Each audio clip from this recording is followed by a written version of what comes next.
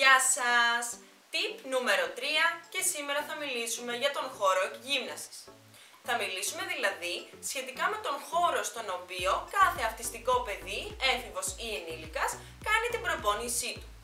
Πρώτα απ' όλα, αυτός ο χώρος πρέπει να είναι συγκεκριμένος. Να γνωρίζει δηλαδή το άτομο πού ακριβώς θα εκτελέσει το πρόγραμμά του, τις αθλητικές δραστηριότητες ή την προπόνηση. Αυτό φυσικά στην αρχή πρέπει να είναι συγκεκριμένο, δηλαδή κάθε φορά να πηγαίνουμε στο ίδιο μέρος, ενώ σταδιακά μπορούμε με τις κατάλληλες προσαρμογές να το αλλάξουμε.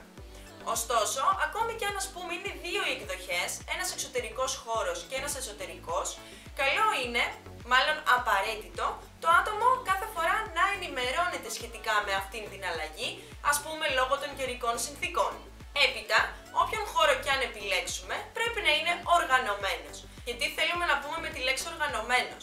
Θέλουμε δηλαδή έναν χώρο ο οποίος να μην είναι χαοτικός, να μην έχει πάρα πολλά πράγματα, να μην έχει πάρα πολύ κόσμο και γενικά τα ερεθίσματα να είναι όσο πιο μειωμένα μπορούν.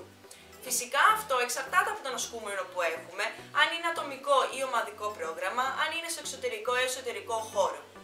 Ωστόσο, είναι ωφέλιμο να έχουμε μόνο τα αντικείμενα που θα χρησιμοποιήσουμε, ίσως και κάποια άλλα αντικείμενα τα οποία μπορεί το άτομο να χρησιμοποιήσει στο διάλειμμα ή γενικά να τον κεντρίζουν το ενδιαφέρον, οπότε να τα εντάξουμε στις δραστηριότητες, αλλά γενικά προσπαθούμε να είναι περιορισμένα. Ακόμη, πολύ βοηθητικό στην οργάνωση του χώρου είναι να έχουμε γωνιές για κάθε δραστηριότητα. Να γνωρίζετε δηλαδή ο ασκούμενος ότι σε αυτό το σημείο εκτελούμε ασκήσεις ενδυνάμωσης, στο άλλο σημείο μπορούμε να κάνουμε κάποιο κινητικό παιχνίδι και ούτω καθεξής.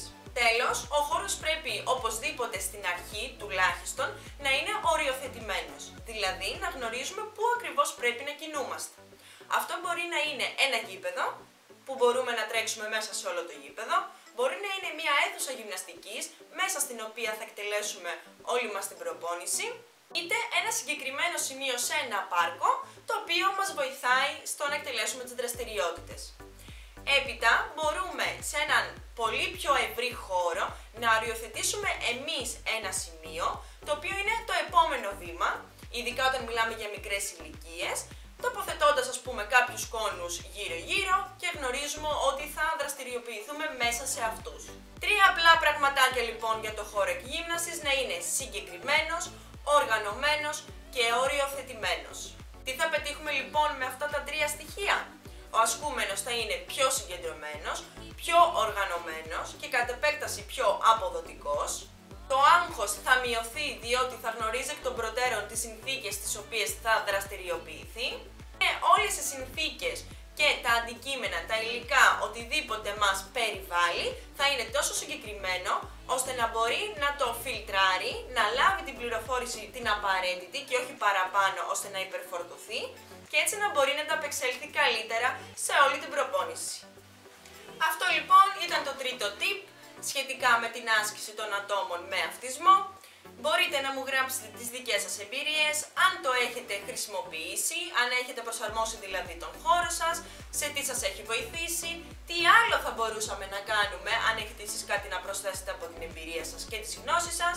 Και φυσικά μπορείτε να αφήσετε τα σχόλιά σας κάτω από το βίντεο, είτε να μου στείλετε προσωπικό μήνυμα σε Facebook και Instagram που θα βρίσκονται επίσης από κάτω στις πληροφορίες. Και θα τα πούμε στο επόμενο επεισόδιο. Μέχρι τότε να περνάτε καλά. Γεια σας!